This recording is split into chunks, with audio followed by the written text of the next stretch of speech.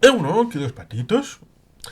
Vamos a tratar de esto de la independencia instrumental, porque comentábamos hace un par de días el tema de los absolutos, independencia o nada. Algunos, desde el lado del Estado, tienen esa idea que está ligada al concepto de que cualquier cosa operativa que tenga que ver con la reivindicación, con las complicaciones de la vida diaria y que tenga que ver con los agravios que pueden derivarse de una situación compleja, política, institucional, multinivel, por así decirlo, deben de conformarse en una configuración dual, binaria, en donde haya uno u otro y confronten, o estás con unos o estén con otros. En una confrontación multinivel, evidentemente puede ser objeto de polémicas en donde en un rato estés con unos, en otros con otros, depende de la polémica, depende el debate, pero para simplificarlo, para estar yo aquí muy cómodo y el de enfrente todo lo demás, pues evidentemente hay que ejercer esa formulación que les vino muy bien con el tema de, bueno, al fin de cuentas, independencia sí o no, que les vino fantástico con el tema del proceso. Por tanto, a los nacionalistas españoles, estos absolutos, les viene feten, parezca lo que parezca. Pero desde el otro lado, también algunos, desde el ámbito de los llamados independentistas, les viene feten, como por ejemplo ese anuncio de la furgoneta. La furgoneta que despeñaba por el acantilado, los de la CUP, recordemos aquel anuncio, en donde era un vehículo para sus intereses. Ponían en marcha el tema del proceso, no ellos, acompañados, y la furgoneta iba, y luego, a través de la furgoneta, primero la despeñaban, y detrás de ella, pues venía el marxismo-leninismo, que era lo que querían transmitir. Por tanto, la independencia como un elemento instrumental es algo que viene derivado de la contradicción primaria y secundaria del marxismo, que es la siguiente, más o menos. Aquella que dice, los partidos de la clase obrera, la vanguardia de la revolución, pueden acordar prácticas con la política burguesa siempre y cuando estén en un sujeto de colonizaje. Es decir, aquellos de la liberación nacional pueden establecer vínculos para una mayoría social amplia que amalgame a la proletariedad y al ámbito de la burguesía para la liberación nacional única y exclusivamente. Porque la contradicción primaria es aquella que habla de proletarios del mundo unidos, y esto ha venido derivado ciertamente de una realidad que ha visto plasmada esta circunstancia, por ejemplo, en Rosa Luxemburgo, que era alemana, y habló de que únicamente habría una independencia de Polonia siempre y cuando hubiera una revolución marxista en Alemania que estableciera un gobierno distinto.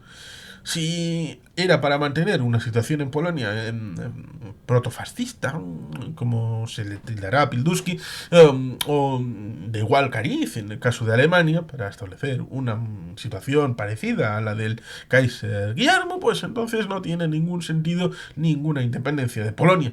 Cosa que llevó, por ejemplo, en los años 20, a comienzos de los años 20, al Partido Socialista Obrero Español a negar la independencia de Austria y negar la independencia de Polonia.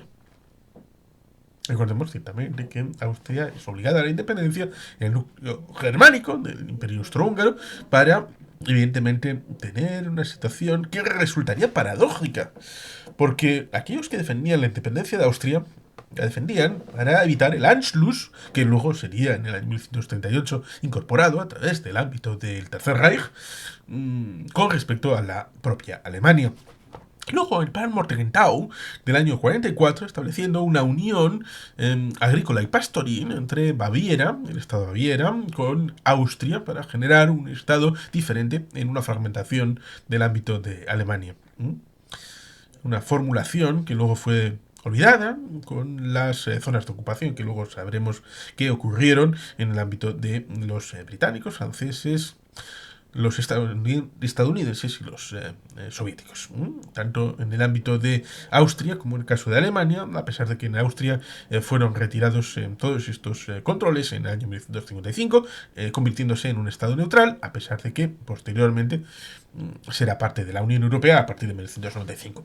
¿A dónde voy con todo esto? Pues evidentemente a que el Partido Socialista ahora evidentemente reconoce la independencia de Polonia y reconoce la independencia de Austria. ¿Cómo podría ser de lo contrario? Pero en aquel momento la visión ideológica que tenían algunos venía establecida con esta situación del marxismo-leninismo, que en el año 1979 será objeto de polémica con dos congresos en el Partido Socialista, y en el primero establecerá la continuidad del Partido Socialista con el marxismo, y en el segundo se establecerá la retirada del marxismo como referencia del Partido Socialista y la vuelta de Felipe González, en loor de multitudes, a ser secretario general del mismo.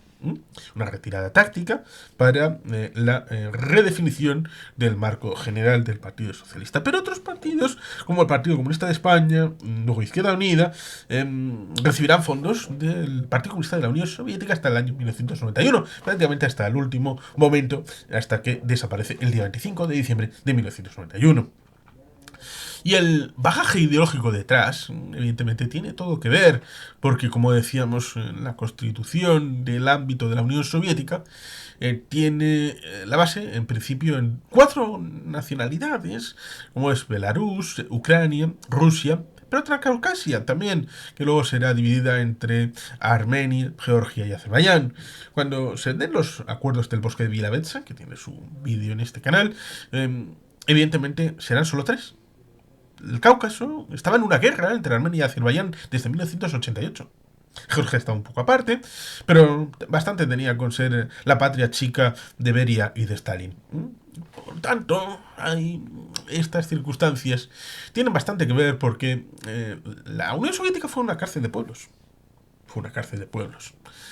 Y a veces se habla de que España es una cárcel de pueblos, porque hay nacionalidades y regiones, pero en base a la unidad de la patria, la unidad del Estado español, en base al artículo 2 de la Constitución española, lo cual resulta paradójico, porque lo hemos comentado alguna que otra vez, el hecho de que 5 de los 7 ponentes de la Constitución española, de los patriarcas, de los padres de la patria, 5 de los 7 hablaban de que nacionalidad, base al artículo 2, nacionalidades y regiones, nacionalidad es sinónimo de nación. Nacionalidad igual a nación. Por tanto, cuando hablamos de nacionalidades y regiones en el ámbito del Estado español, nacionalidades como Galicia, Euskadi, Cataluña, Andalucía, serían 4 naciones aparte de la española. Y esto, evidentemente, tiene su situación. Y hace no mucho hubo un mensaje bastante revelador en Twitter, bueno, antes llamada la red social Twitter, porque luego posteriormente fue redominada como X, gracias a que Elon Musk, el de SpaceX y de otras empresas de este cariz, bueno, pues @Cartasuna, @Cartasuna, que lo tenemos aquí, ¿ves? La catalana con la remoción, la gallega con la hoz y el martillo y la curriña pues sin cambiar. Eso sí, recordemos un pequeño detalle, la intentaron cambiar, pero no lo lograron, primero con aquella en blanco y negro y luego con la de colorinchis, que era la formulación del logo de Herri Batasuna histórico. Y luego, evidentemente, cuando en 1992 pensaron que los logos y símbolos sainianos había que cambiarlos, pues intentaron meter el agrano belcha, fracasaron. En la bandera de Navarra tuvieron algo de éxito, la llamada Navarra Occidental, y cambiar el nombre de Euskadi, porque recordemos Euskaditas Katasuna, no Euskal Herriatas Katasuna. Bueno, pues Euskadi fue sustituido en el año 92, en la época que metieron Oldarch en la ponencia de socialización del sufrimiento, pues cambiaron en sus discursos y manifiestos Euskadi por Euskal Herria, y parece que en eso sí han tenido cierto éxito. Pues dice este post de @Cartasuna. Estado español es una prisión de naciones, y éstas deberían obtener el derecho de autodeterminación bajo el socialismo. Bajo el socialismo. Pero no deberíamos defender una independencia o sucesión si no va de la mano de una destrucción del capitalismo. Es decir, en este mensaje queda bastante claro el hecho de que solamente de manera instrumental, solamente si el objetivo de esa independencia es construir algo distinto al capitalismo, construir algo socialista, construir algo marxista-leninista, entonces es viable el proyecto independentista y construir una realidad aparte. Pero establecer una relación con algo que pueda ser distinto del socialismo o de control de una vanguardia de la revolución, entonces es algo que no merece la pena, lo cual resulta curioso porque vamos a traer a colación una situación personal particular que fue objeto en parte de comentario con el encuentro que tuvimos con Xavier Grandío en su canal, que hace poco lo he resubido a este canal, respecto a Amores Pendejos, en donde con una delegación de Iniciativa per Catalunya, de jóvenes de Iniciativa per Catalunya, que era, creo que numéricamente la más importante de aquel encuentro de Eslovenia, de Tolmin, una semana sobre el regionalismo en Europa. Yo fui bastante claro, porque había una serie de actividades y en una hubo que explicar la realidad del Estado español en su composición territorial y me tocó hacerlo con la entonces esposa de el asesor del señor Romeva como eurodiputado. El señor Romeva tenía una serie de asesores, su asesor principal, pues estaba casado con esta señorita, y esta señorita y yo tuvimos que hacer la presentación con un mapa y una explicación un poco de la historia y de la situación del ámbito del Estado español. Y paralelamente hubo otra serie de actividades en las que yo plasmé lo que en ese momento yo conocía. Evidentemente uno va reciclándose cada cierto tiempo, va incorporando inputs, van incorporando elementos a su configuración mental, lecturas, conversaciones, lo que hemos podido trabajar, por ejemplo, en este mismo canal, desde el 4 de mayo de 2020 en adelante, ha generado una perspectiva más rica en un servidor, espero que en vosotros también, pues evidentemente esta mujer en ese ámbito, siendo, insisto, miembro de Iniciativa per Catalunya, Verds, siendo, por tanto, un partido de izquierda en principio estatal. Eso sí, tuvo esa Iniciativa per Catalunya Verds una curiosa circunstancia porque en buena medida fueron expulsados del Partido Comunista de España Izquierda Unida en el año 97-98, en tanto en cuanto en ese momento en Galicia quisieron hacer un acuerdo de coalición preelectoral que fue contestada por el señor Anguita, con la expulsión de Izquierda Unida Galicia, presentando dos listas en el año 97, como era la que estaba incorporada en el Partido Socialista de Galicia, Izquierda Unida, y la Izquierda Unida Alternativa, quedando en tercera posición, con el señor Beiras como segunda fuerza, teniendo el señor Fraga mayoría absoluta. Pero dijeron los de Iniciativa que iban a hacer campaña por esa candidatura unificada con el Partido Socialista y expulsó de una tacada a los gallegos y a los catalanes. Y por tanto, con esa circunstancia, ese bagaje histórico de una década antes, esta joven de Iniciativa, escuchando lo que yo estaba comentando respecto a mi perspectiva, empezó a dudar si en realidad ella era nacionalista catalana. Lo expresó de esa manera, que descubrió tal vez que ella pudiera ser nacionalista catalana. ¿Qué pasó después? Después pasó el proceso. Y el proceso amalgamó una serie de circunstancias que podían haber generado un detenimiento de esta reflexión pormenorizada de lo que era la circunstancia del Estado español en sus diferentes vertientes, en las formas de agravios, el tema de la foralidad, el tema de la nacionalidad, el tema de la financiación, el tema de las infraestructuras, el tema energético, una serie de asuntos, agricultura, temas alimenticios, soberanías entre los diversos ámbitos, la proximidad, subsidiariedad en el ámbito administrativo, la administración única autonómica.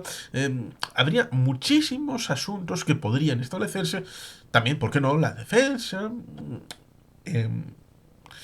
Elementos que son muy importantes, que son de confrontación, porque el Estado tiene una mentalidad centralista. Incluso el señor Revilla lo ha dicho alguna que otra vez. Ministerios como el de Sanidad, de Educación, que siguen estando con los mismos edificios y con los mismos funcionarios en el Estado cuando esto está transferido. Pues evidentemente eso es incompatible y la duplicidad, en este caso es del Estado, quien debería desarmarse y enviar esos recursos, ya sea humanos, técnicos, incluso infraestructurales, a otras circunstancias que serían mejores respecto a sus necesidades objetivas, como por ejemplo pueda ser la propia defensa. Y por tanto, ahí hubo un corrimiento. Un corrimiento que a la señorita esta, después de unos años de no tener un trato directo, a pesar de estar juntos en Facebook, me acabó diciendo que cualquier independencia de Cataluña que no supusiera la destrucción del sistema entonces vigente, y todavía vigente, del régimen del 78 en el ámbito económico, social, político, era destruir la capacidad del pueblo obrero catalán de amalgamarse con el resto del Estado a la hora de una lucha trascendente para la defensa de los más pobres. Así tal cual. Y por tanto, me empezó a entrar en descalificaciones personales hasta que me bloqueó. Yo siempre he comentado que con el tema del proceso yo he tenido dos vías. Una, el debate teórico de los agravios, de lo que realmente ha pasado y que ha contribuido como un río a la forma de cabreo de los catalanes. Y otro, lo que prácticamente se ha hecho, o no ha hecho, con esa fuerza vital respecto a cómo encauzar lo que empezó con la sentencia del proceso en adelante. De los primeros conversatorios hay dos sobre el tema, y me pareció suficiente para tratarlo, más allá de la recopilación en forma de libro Cataluña, que está disponible por ahí, con unas reflexiones, creo que de empaque, para entender mi punto de vista sobre el tema del proceso. Creo que se puede buscar a través de Arabatic. En Arabatic se puede buscar ese documento en forma de PDF. Pero es que esta joven estaba siguiendo miméticamente este esquema, que está bastante introducido. La idea de que la independencia per se no es un instrumento de liberación de los pueblos que puedan tener una idea nacional distinta. Recordemos que aquellos países que estaban antes de la Primera Guerra Mundial en Europa, aquellos que estaban después, compárese el mapa, aquellos que estaban antes de la Segunda Guerra Mundial, aquellos que estaban después, y aquellos que estaban después de la caída del muro de Berlín, en el año, por ejemplo, 2000. O recordemos la integración de países en la ONU. ¿Qué países había en el 45? ¿Qué países había en el 75? ¿Qué países había en el 2005? Y por tanto, ahí tenemos un indicador bastante fiable de lo que los pueblos pueden establecer. Eso sí, con tristezas, porque realidades como el Imperio Austrohúngaro podían haber sido precursores del ámbito de la Unión Europea como espacios confederales, y por eso en libros como el de Kudenov-Kalergi, de Pan-Europa, que a veces son tratados de conspiraciones, pero él estaba triste de esa pérdida del potencial que podía tener, no como una derivación de lo que había pasado en el siglo XIX de Estado-nación unitario, sino de transformación como una punta de lanza para lo que podía ser la unidad de Europa. Pero, evidentemente, todo esto a veces es tratado de aquella manera en tanto en cuanto debe de subsumirse para defender una independencia o sucesión solamente si va de la mano de la destrucción del capitalismo. Y por eso el señor Jale Gorri, es decir, comando Micharro, respondía que cuál es vuestra opinión sobre la cuestión nacional del Estado español y los partidos comunistas se tendrían que organizar en las diferentes naciones oprimidas o en el Estado en general. Esta era la pregunta que respondía @cartasuna con esa respuesta.